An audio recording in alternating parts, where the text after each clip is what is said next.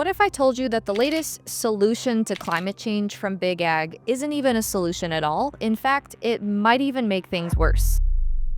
I'm talking about Bovaer, a feed additive being pushed by a chemical giant DSM Firmenich to reduce methane emissions from cows. The claim, a tiny quarter teaspoon of this stuff fed to cows every single day can reduce methane emissions by 30% in dairy cattle and 45% in beef cows. Sounds great, right? But is this really good for the environment, or is this just another corporate cash grab that will come with long-term consequences? History shows us repeatedly attempting to outsmart Mother Nature through chemical intervention often leads to unintended consequences that we only discover years later. So let's break down the truth about Bovaer, what's really behind this so-called solution, and why we should be questioning it.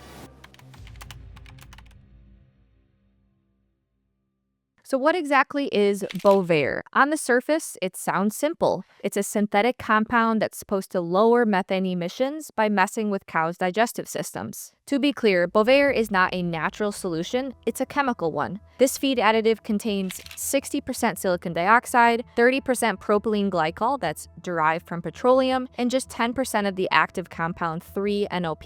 So here's how it works. The 3-NOP compound blocks a fundamental enzyme cows need to produce methane in their gut. In theory, it stops methane production, but here's the problem. By doing this, you're forcing cows to process their food completely unnaturally. So instead of the natural methane pathway, we're forcing their digestive systems to find alternative routes that nature did not intend for. What are the long-term consequences of forcing the bacterial communities inside the cow's digestive system to adapt to new metabolic pathways? There's something a lot of the supporters of Bovaer aren't telling you. We don't know what the long-term consequences are, but we're messing with nature, and that never ends well. What happens to all that hydrogen that's supposed to turn into methane? What are the long-term effects of adding silicon dioxide and petroleum-based ingredients to a cow's feed every day? We don't know, and that's a huge red flag. Let's get real for a second. Who's actually benefiting from Bovaer? It's not the environment, at least not in the way that we've been led to believe. This is about profits. Big Ag is looking to create a new market for their products by convincing farmers that they need this expensive feed ingredient to meet environmental goals. In reality, these chemical fixes are about boosting profits, not saving the planet. Why aren't we looking at the root cause of these environmental issues, like the industrial farming practices that are truly damaging the environment? Maybe because there's no money in fixing the underlying problems, and there's no money when you work with the natural cycles of Mother Nature. But selling a chemical solution, now that's profitable. Let's talk about the real kicker, how Bovaer is made. So the active ingredient 3-NOP is created using industrial chemicals like silver nitrate, acetonitrile with 3-bromo-1-propanol as the starting material. This synthetic material is then mixed with silicon dioxide and petroleum-derived propylene glycol to create the final product. Why are we turning to synthetic chemicals when we have natural solutions that are more sustainable? And the safety solutions from the company DSM?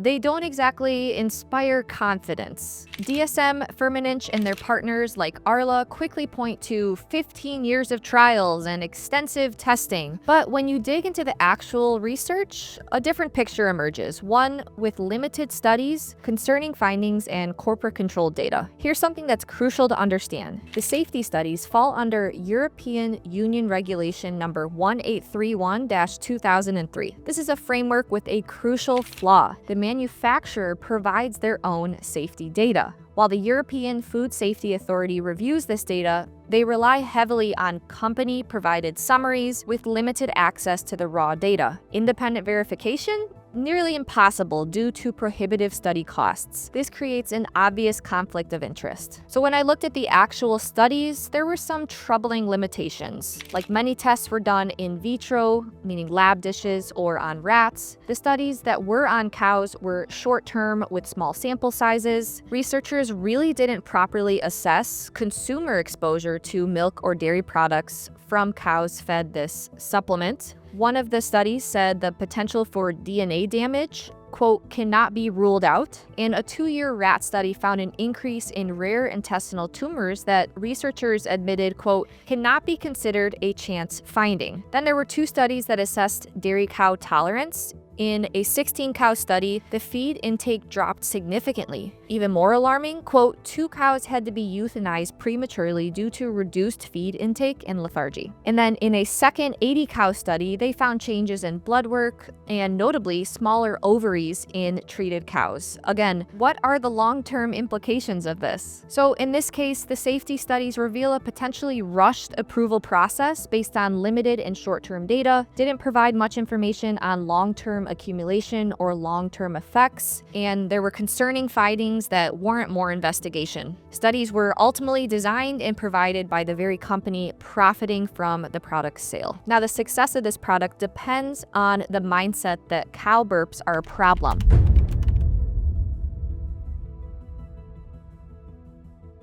Before we jump to conclusions about cow burps, let's take a second to understand how cow digestion actually works and why the methane released from cow burps really isn't a problem. Cows are ruminants, meaning they have a 4-chamber complex digestive system perfectly designed to break down tough plant material into all the energy nutrients they need to grow and be healthy. When cows digest these tough plant materials, their gut microbes, specifically methanogens, produce methane as a natural byproduct, which the cows then release through burping. But here's the really important thing to understand. This methane is actually part of a natural carbon cycle. Plants take in CO2, cows eat the plants, digest them, and release methane. Within about 10 to 12 years, that methane naturally breaks down into CO2 again. Plants reabsorb this CO2 and the cycle starts again. There's no new carbon being added. It's all part of a natural system that's been working for a very, very long time.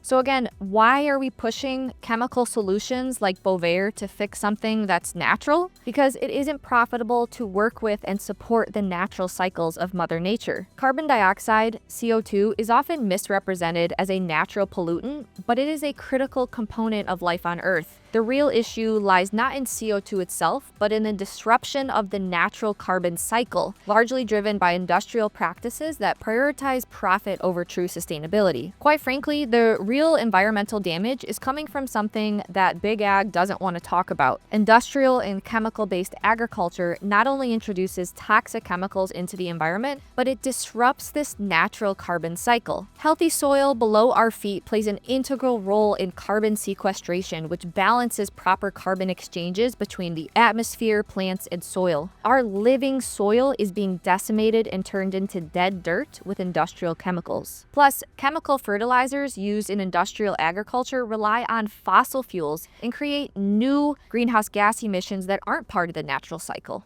And these emissions are vastly underreported by a factor of 100. Plus, these synthetic fertilizers produce nitrous oxide after application, a greenhouse gas 265 times more potent than CO2. The issue isn't cow burps, it's the over-reliance on synthetic industrial chemicals being used to grow our food.